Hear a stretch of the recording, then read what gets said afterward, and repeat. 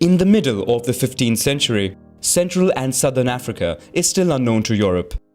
However, for centuries, the Arabs operated trade routes crossing the vast Sahara Desert, transporting to the Mediterranean gold, ivory, and slaves.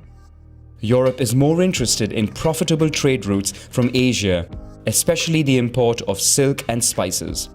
But the expansion of the Ottoman Empire threatens these networks.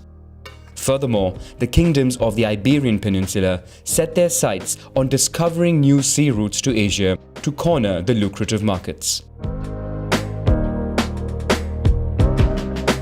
Portugal takes the lead by inventing the caravel, a lightweight, versatile vessel allowing it to accelerate exploration of the African coast. The country establishes maritime trading posts as an alternative to overland trade routes, especially to capture the highly profitable slave trade. In 1498, Vasco da Gama reaches India. Portugal rapidly grows in power in the Indian Ocean and dominates the spice trade. The country grows rich and faces no competition from the Spanish Empire as the two reach an agreement to define their zones of influence as per the Treaty of Tordesillas. Spain therefore focuses on the American continent. In 1580, the King of Spain takes control of Portugal to form the Iberian Union. The new maritime power, the Netherlands, takes advantage of the situation to seize Portuguese colonies. Portugal finally regains its independence and tries to regain control of businesses in Africa. But the country now faces competition from new European powers settling along the African coast. The situation then remains relatively stable for centuries, with each country managing its own trade routes. Slave trade becomes the most profitable business. European ships buy slaves in Africa, whom they exchange in America for gold and local products such as sugar and coffee.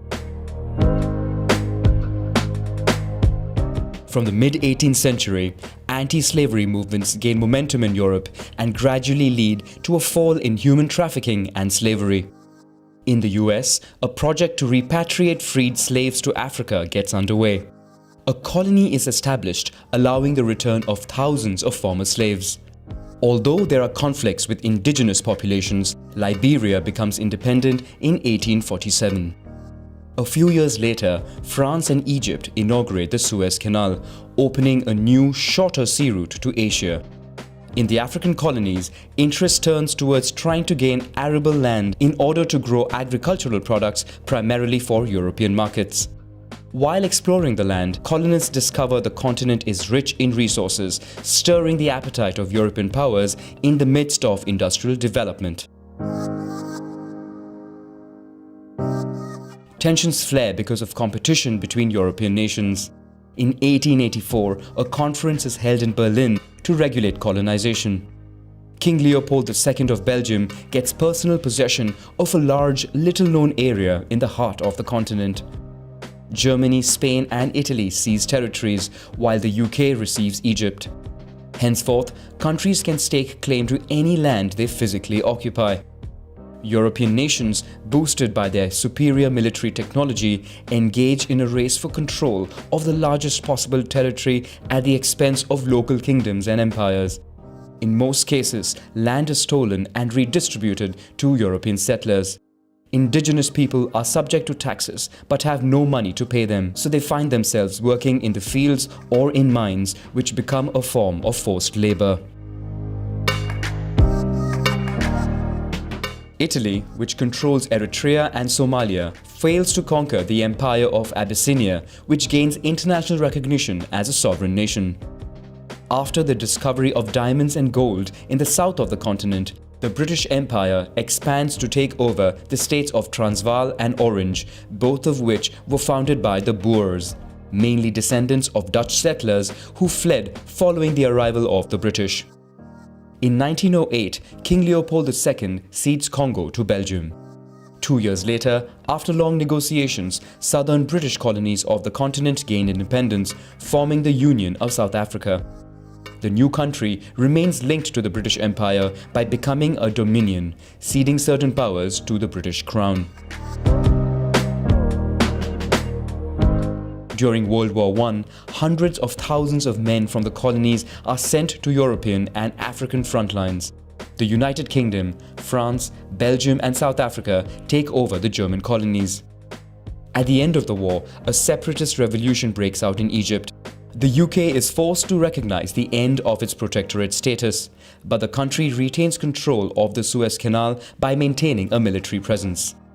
In 1935, fascist Italy again tries to conquer Abyssinia. This time, the Italian army is successful in gradually seizing territories, but Abyssinia would never sign an armistice. World War II breaks out in Europe, and again, hundreds of thousands of Africans are involved in fighting on different fronts. Italy, allied with Nazi Germany, loses its colonies on the continent. At the end of World War II, Abyssinia becomes Ethiopia and regains its sovereignty. Talks are held at the United Nations to discuss the future of other Italian colonies. With European nations weakened by war, the United States leans in.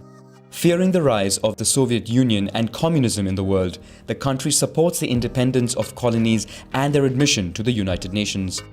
When an insurrection breaks out in Madagascar against French occupiers, it is brutally suppressed. Italy eventually gets control of Somalia for another 10 years, while Libya becomes independent. Kenya also begins an anti-colonial uprising that would last 8 years and result in many civilian victims. In 1952, the Egyptian army overthrows the monarchy and begins anti-colonial policies. On the one hand, the country makes contact with the Soviet Union to provide arms. On the other, it provides military support to aid Algerian nationalists against the French occupation. Egypt also claims control of Sudan and nationalizes the Suez Canal, chasing away the French and the British. In response, they combine with Israel to organize a surprise attack on Egypt. The offensive is a success, but is stopped after the USSR's threat of nuclear war. The US then steps in and orders an end to the offensive. The event marks the end of the British and French domination on the continent. Aware of losing their grip on power, France and the UK try to moderate their policy and maintain influence on the continent. Britain supports the independence of Sudan to prevent the country coming under Egyptian control.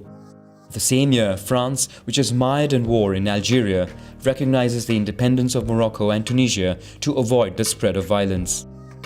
The UK is ready to recognize the independence of its colonies, in some cases if the new governments join the Commonwealth, an intergovernmental organization headed by the British Crown. France, for its part, tries to set up a Franco-African community. All colonies accept the proposal with the exception of Guinea, which then gains independence. In 1960, a new wave of colonies gaining independence ends this project. France withdraws but maintains economic control over the region with the CFA franc currencies. The same year, the Belgian Congo also gets independence and becomes the Congo Leopoldville. France tries to maintain control over Algeria at all costs. But violent repression and massacres of local populations make them lose support of the French people and the international community.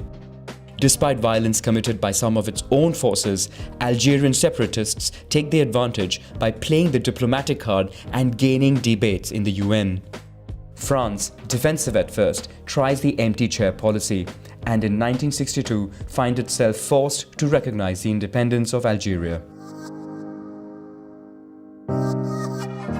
South of the continent, while the British lose their last colonies, Portugal also finds itself in trouble. Despite large investments and significant migrations of Portuguese to Angola, war breaks out and spreads into other colonies, causing the country to invest heavily in military efforts. Finally, a revolution in Portugal overthrows the regime. The new government recognizes the independence of the colonies and organizes emergency repatriation of its settlers. To the north, Morocco pressures Spain to quit the Western Sahara. When the Spanish finally depart, it captures 2/3 of the liberated country. While European nations are no longer present in Africa, southern Rhodesia is the only country whose independence was obtained by British colonists who hoped to themselves found a country ruled by white people.